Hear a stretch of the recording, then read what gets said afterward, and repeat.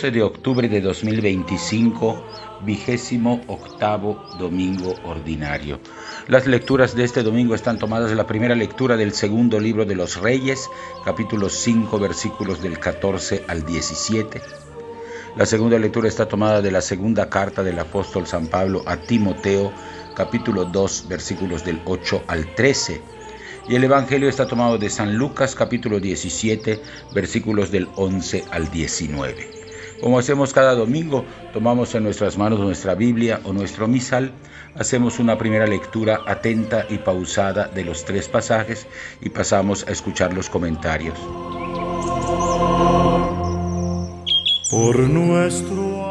Del segundo libro de los Reyes.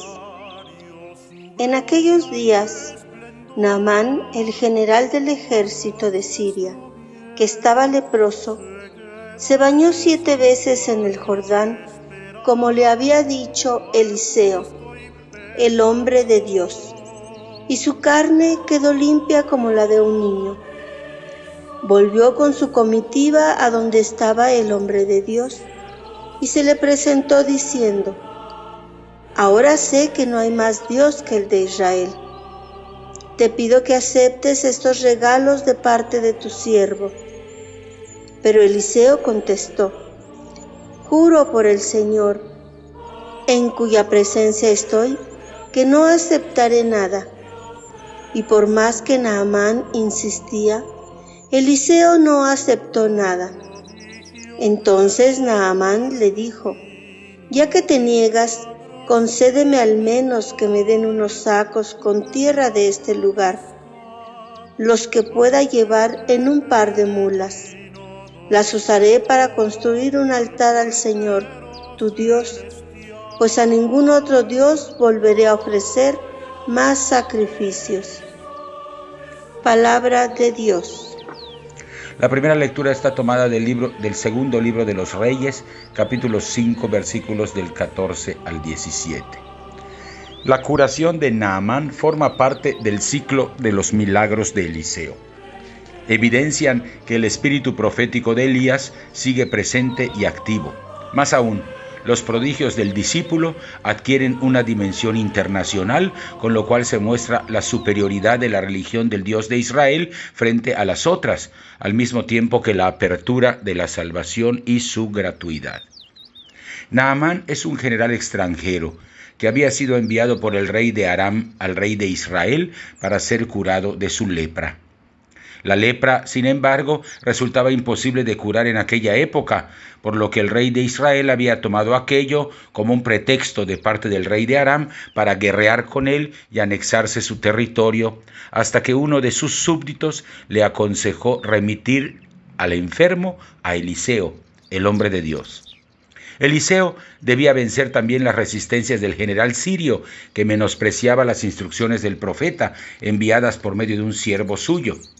A regañadientes Naamán se somete. El resultado es prodigioso. Tras bañarse 7 veces en el Jordán, su carne queda como la de un niño. El septenario de baños implica totalidad, pues la semana dice relación a todo el tiempo de la persona, que queda así purificada de toda culpa y contacto pecaminoso, por contacto con los muertos o por haber dado culto a ídolos, los dioses extranjeros. Esto equivale a un nacimiento. La gratitud brota en forma de regalos, pero Eliseo se niega tajantemente a recibirlos.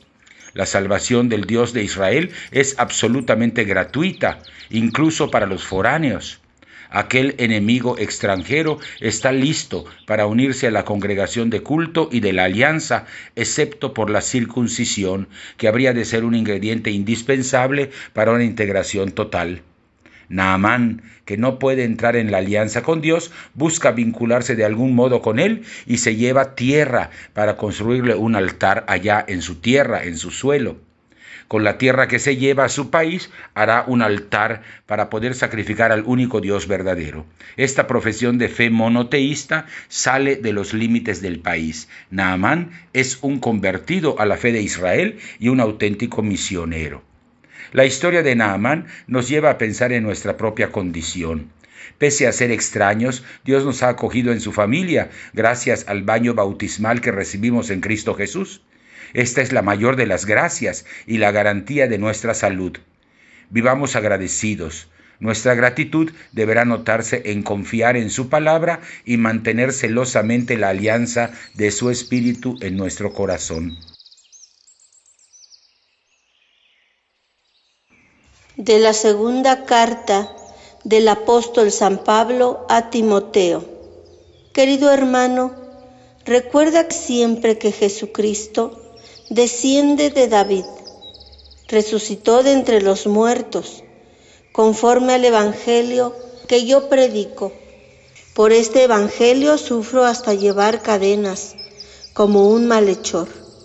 Pero la palabra de Dios no está encadenada.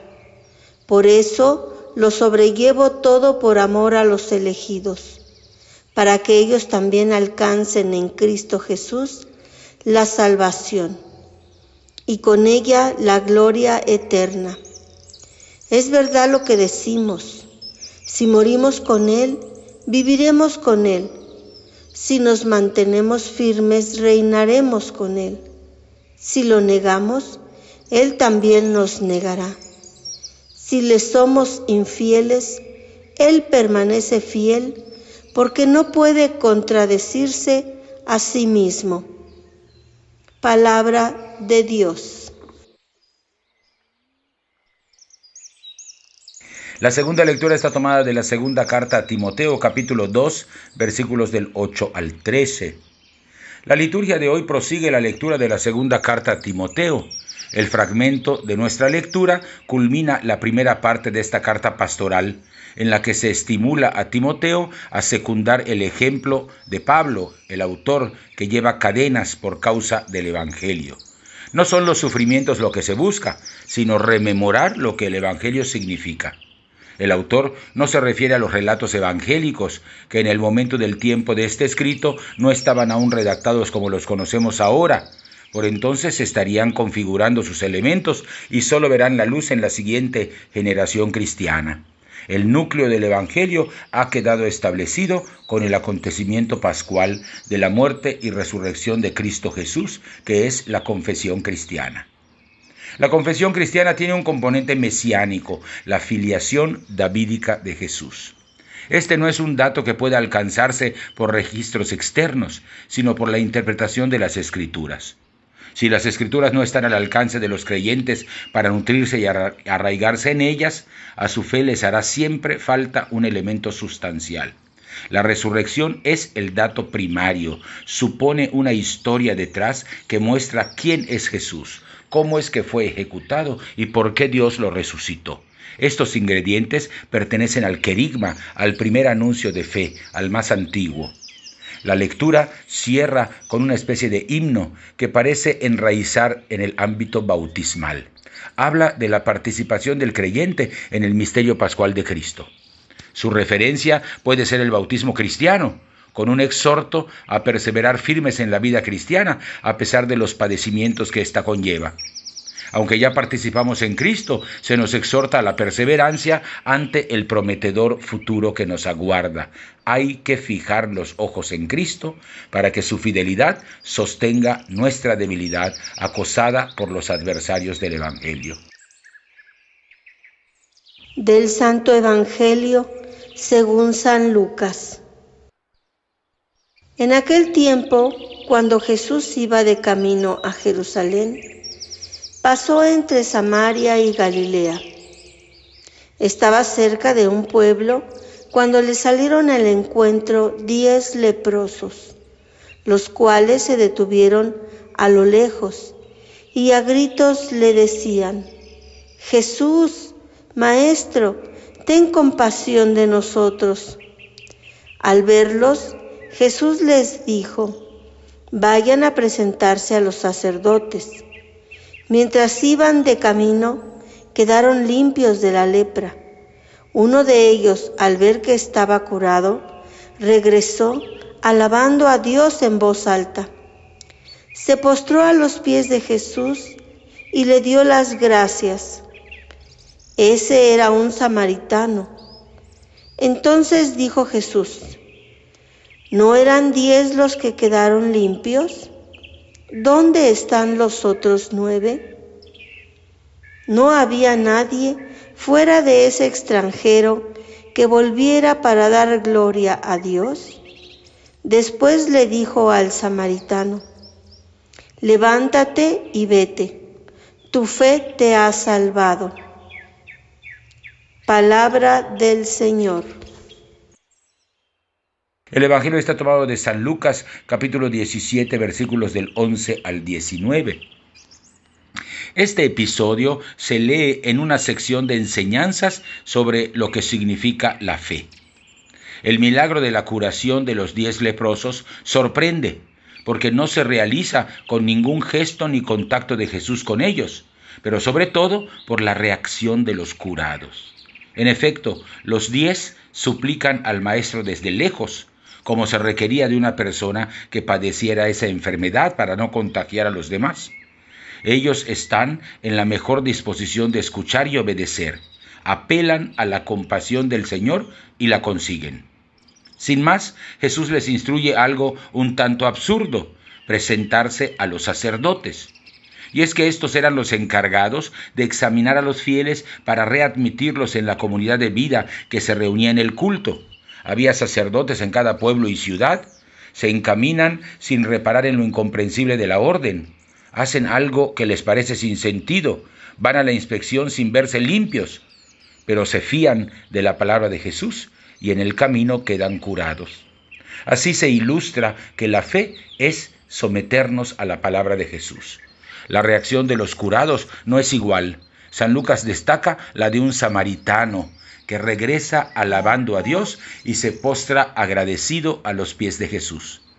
Entonces el maestro deriva de aquí otra enseñanza: los extranjeros y excluidos, los que no tienen familiaridad con la salvación, son los que terminan glorificando a Dios.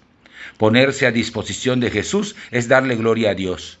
Aquel samaritano muestra una fe que no se guarda el agradecimiento, sino que lo comparte e invita a imitarlo. Es una fe que salva. Jesús levanta al postrado, ahora transformado en una persona nueva, salva. El samaritano agradecido es la muestra de cómo los no judíos reciben la salvación que Dios ofrece. Dan gracias y alaban a Dios. Ese samaritano anónimo y del que no escuchamos ni una sola palabra puede ser nuestro modelo para acudir al Señor, implorar su misericordia y obedecerlo dando gracias a Dios porque nos salva con su palabra. Esto es lo que Jesús elogia en este pasaje.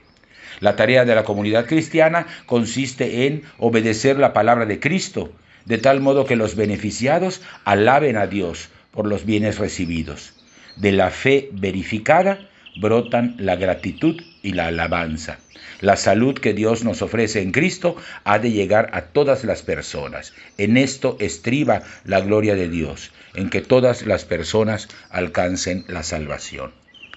Hasta aquí los comentarios de los 3 pasajes de esta misa dominical del 28º domingo ordinario. Volvemos a tomar en nuestras manos nuestra Biblia o nuestro misal.